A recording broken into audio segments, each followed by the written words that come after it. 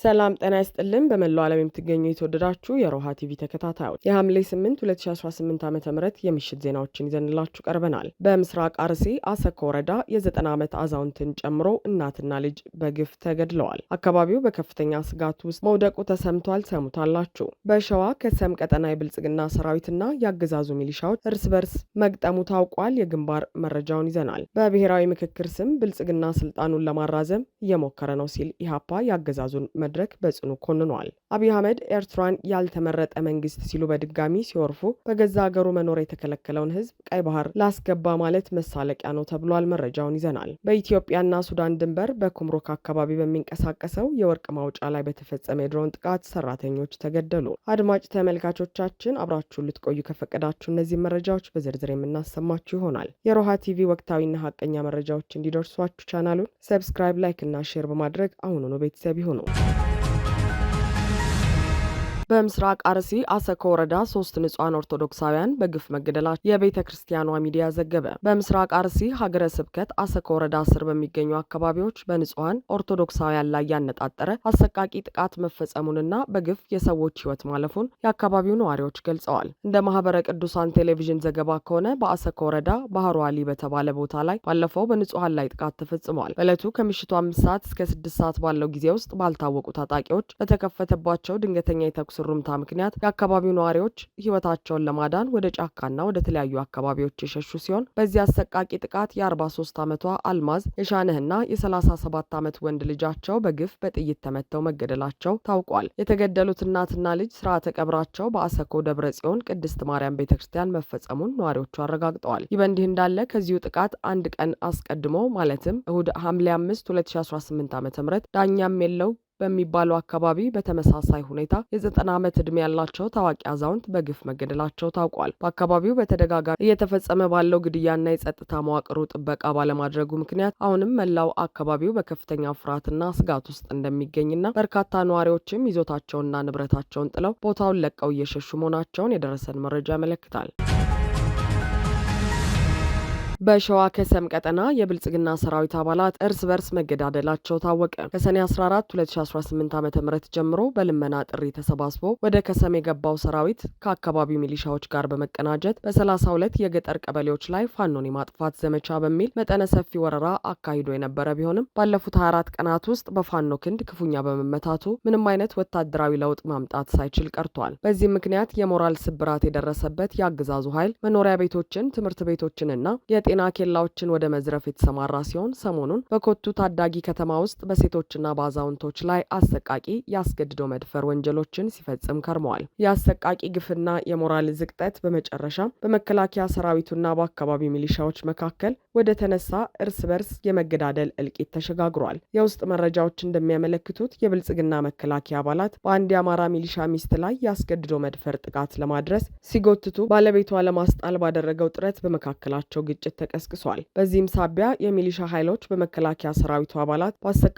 ሁኔታ በጥይት ተረሽነዋል። በጥቃቱ በጽኑ የቆሰለው ሌላኛው የሚሊሻ አባል በአሁኑ ወቅት ሆስፒታል የሚገኝ ሲሆን ይህንን እጅግ የወንጀል እምነት ቃል ለከሰም 2ኛ ኮር ሪፖርት በውስጥ መረጃ ማረጋገጡ ታውቋል። የፖለቲካና የወታደራዊ ጉዳዮች ተንታኞች እንደሚሉት ይህ ጦር የተሰጠውን ተልዕኮ ማሳካት ሲያቅተው በባዴን ከፍተኛ አመራሮች ሙሉ ይሁንታ ማህበረሰቡን የመዝረፍ የመግደልና ሴቶችን የመድፈር ዘመቻ እንዲያካሂድ በይፋ ተፈቅዶለታል። ይህንን የአገዛዙን አረመኔያዊ ድርጊት ተከትሎ የከሰም 2ኛ ኮር ህዝብ ግንኙነት ለአማራ ሚሊሻዎች ባስተላለፉ አስቸኳይ ጥሪ ይህንን የአገዛዙን እኩይ ሴራ ተገንዝባችሁ ከዚህ አረመኔና ዘራፊ ቡድን በአስቸኳይ ተለይታችሁ ወደ ወገን ኃይል ወደ ፋኖ በመቀላቀል ህዝባችሁንና ራሳችሁን ታደጉ ሲል ጥሪ አቅርበዋል። ኢህአፓ ብሔራዊ ምክክሩ አግላይና የብልጽግናን ዕድሜ ለማራዘም የታለመ የፖለቲካ ትርኢት ነው ሲል በጽኑ ኮነነ። የኢትዮጵያ ህዝባዊ አብዮታዊ ፓርቲ ዛሬ ረቡዕ ሐምሌ 8 2018 ዓ.ም ባወጣው ይፋዊ መግለጫ በአሁኑ ወቅት በሀገሪቱ እየተካሄደ ያለው የብሔራዊ ምክክር ሂደት እውነተኛና ሁሉን አቀፍ ባለመሆኑ ሀገሪቱን ከገባችበት ዘርፈ ብዙ ቀውስ ሊያወጣት እንደማይችል በይፋ ገልጿል። ፓርቲው ምክክሩ የሀገርን መዋቅራዊ ችግር ለመፍታት ሳይሆን ሙሉ በሙሉ የከሸፈውን የብልጽግና ፓርቲ ፖለቲካዊ ቅቡልነት ለማደስ የተዘጋጀ የተዘጋጀ የድራማ መድረክ ነው ሲል በጥብቅ ወቅሷል። ኢህአፓ ታሪክ ራሱን እንዳይደግም አግላይ ምክክር ሳይሆን ሁሉን አቀፍ ብሔራዊ መግባባት ይቅደም በሚል በሰየመው በዚህ መግለጫው ኢትዮጵያ በአሁኑ ወቅት በከባድ የፖለቲካ የምጣኔ ሀብትና የማህበራዊ ቀውሶች ውስጥ የምትገኝ ሲሆን በየክልሉ የተስፋፉት አውዳሚ ጦርነቶች፣ የንጹሐን ህይወት መጥፋት፣ መፈናቀልና የኑሮ ውድነት በአጋጣሚ የተፈጠሩ ሳይሆኑ የገዢው ፓርቲ የተሳሳተ የፖለቲካ አቅጣጫና የስልጣን አጠቃቀም ቀጥተኛ ውጤቶች ናቸው ብሏል። ፓርቲው ቀደም ሲል በ2016 ዓ.ም ከሂደቱ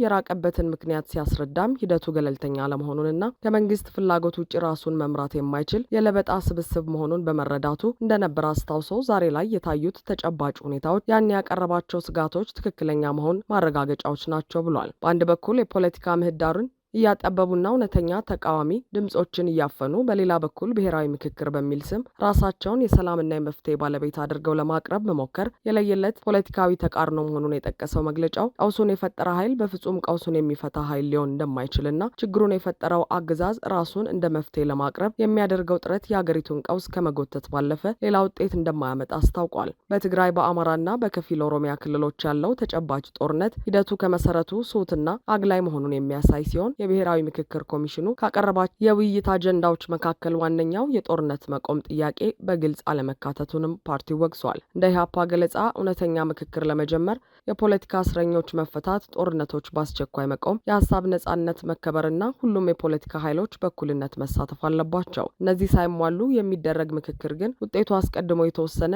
የአንድ ቡድን የፖለቲካ ትርኢት እንጂ የሀገር መፍትሄ ሊሆን አይችልም። በመጨረሻም የብልጽግና መሪዎች የሀገርን ሀብት በመበተን የጀመሩት ብሔራዊ ምክክር ራሳቸውን ለማዳን እንጂ ኢትዮጵያን ለማዳን እንዳልሆነ የገለጸው ፓርቲው የገለጸው ኢህአፓ የኢትዮጵያ ሕዝብ ከተጋረጠበት የህልውና አደጋ ለመዳን የሚያደርገውን ጥረት እንዲያጠናክርና ዓለም አቀፉ ማህበረሰብ ለፍትህና ለዲሞክራሲ ለሚደረገው ትግል አጋርነቱን እንዲያሳይ ጥሪ አቅርበዋል።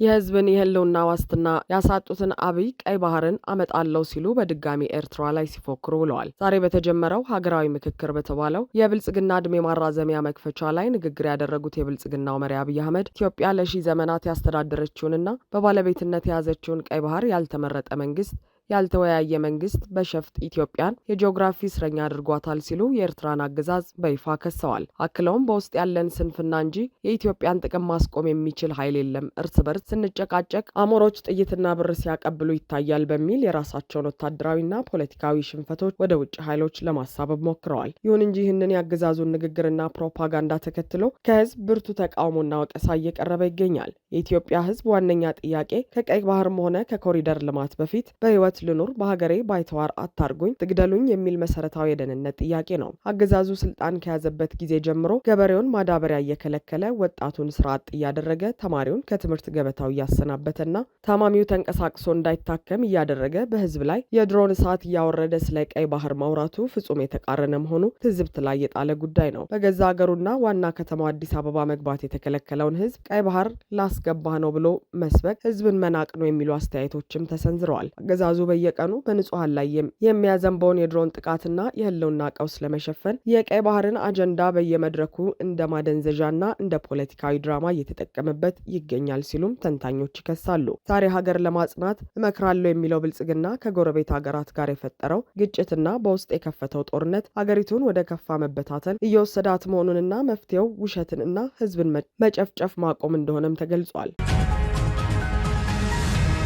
በኢትዮጵያ ድንበር ኩምሩክ በሚገኘው የወርቅ ማዕድን ኩባንያ ላይ በተፈጸመ የድሮን ጥቃት የሰራተኞች ህይወት አለፈ። በኢትዮጵያና ሱዳን አዋሳኝ ድንበር በምትገኘው ኩምሩክ አካባቢ በሚንቀሳቀሰው የካናዳው አላይድ የወርቅ ማውጫ ኩባንያ ላይ በተፈጸመ የድሮንና የተኩስ ጥቃት የሰራተኞች ህይወት ማለፉ ታውቋል። የአሰቃቂ ጥቃት የተፈጸመው ከኢትዮጵያ የኩምሩክ የፍተሻ ኬላ ወጣ ብሎ በሚገኘውና ጥበቃ ይደረግለታል በተባለው የድርጅቱ የተከለለ አጥር ግቢ ውስጥ ነው። ከስፍራው የደረሰን መረጃ እንደሚያመለክተው በግቢው ውስጥ አዲስ መንገድ በማውጣት ላይ የነበረ አንድ ዶዘር ማንነታቸው በውል ባልተረጋገጠ ኃይሎች በተተኮሰ የድሮን ጥቃት ኢላማ ተደርጓል። በድሮን ጥቃቱ ማሽኑ ሙሉ በሙሉ ሲወድም የዶዘር ኦፕሬተሩ ህይወት ወዲያውኑ አልፏል። ጥቃቱን የፈጸሙት ወገኖች ኦፕሬተሩ መንገድ እያወጣ መሆኑን ባለመረዳት ምሽግ እየቆፈረ ነው በሚል የተሳሳተ ግምት ማሽኑን ኢላማ ሳያደርጉት እንዳልቀረ የተገመተ ሲሆን የሟቹ አስክሬን ትናንት በአውሮፕላን ወደ አዲስ አበባ መላኩን ሰራተኞቹ አረጋግጠዋል። ትናንት ከቀኑ 6 ሰዓት አካባቢ ለስራ ባልደረቦቻቸው ምሳ ይዘው ሲጓዙ የነበሩ ሁለት ሌሎች ሰራተኞች በተከፈተባቸው ድንገተኛ የተኩስ ሩምታ ተመተው ህይወታቸው ማለፉም ተዘግቧል። የአሳዛኝ ክስተት የተፈጠረው በድንበሩ አካባቢ ከፍተኛ ወታደራዊ ውጥረት በነገሰበት ወቅት ነው። በስፍራው ያሉ ሰራተኞች ሰሞኑን የከባድ መሳሪያ ተኩስ በስፋት ይሰሙ እንደነበርና ምሽት 1 ሰዓት ከ20 አካባቢ ምንነቱ ያልታወቀ ከባድ ፍንዳታ ማስተናገዳቸውን ገልጸው አሁንም በከፍተኛ የህይወት አደጋና ስጋት ውስጥ እንደሚገኙ ተናግረዋል። በዓለም አቀፍ የውጭ ማዕድን አውጪ ኩባንያ ላይ የተሰነዘረው ይህ ጥቃት በኢትዮጵያ የድንበር አካባቢዎች ያለውን የጸጥታ መላላትና የአገዛዙን ድንበር የማስጠበቅ አቅም ማጣት ቁልጭ አድርጎ ያሳየ ነው የተባለ ሲሆን ይህ ክስተት በዋናነት ሁለት አበይት አደጋዎችን ይዞ መጥቷል። የመጀመሪያው እንደ ኦላይድ ያሉ ዓለም አቀፍ ኩባንያዎች በአጥር ግቢያቸው ውስጥ ሳይቀር የድሮን ጥቃት በሚፈጸምበት ሁኔታ ስራቸውን መቀጠል ስለማይችሉ የሀገሪቱን የውጭ ቀጥታ ኢንቨስትመንት ክፉኛ ይጎዳዋል። ሁለተኛውና ዋናው ጉዳይ ደግሞ የድንበር ሉዓላዊነት ስጋት ነው። የሱዳን ጦርና ሌሎች ኃይሎች በኢትዮጵያ ግዛት ውስጥ በሚንቀሳቀሱ ተቋማትና ንጹሃን ዜጎች ላይ ጥቃት ማድረሳቸው ብልጽግና የሀገርን ዳር ድንበር የማስከበር አቅም ጨርሶ እንደሌለው ያሳያል ተብሏል። አድማጭ ተመልካቾቻችን የሰዓቱ የሮሃ ቲቪ ዜናዎች የተከታተላችኋቸውን ይመስሉ ነበር። አብራችሁን ስለነበራችሁ ከልብ እናመሰግናለን። ሰላም።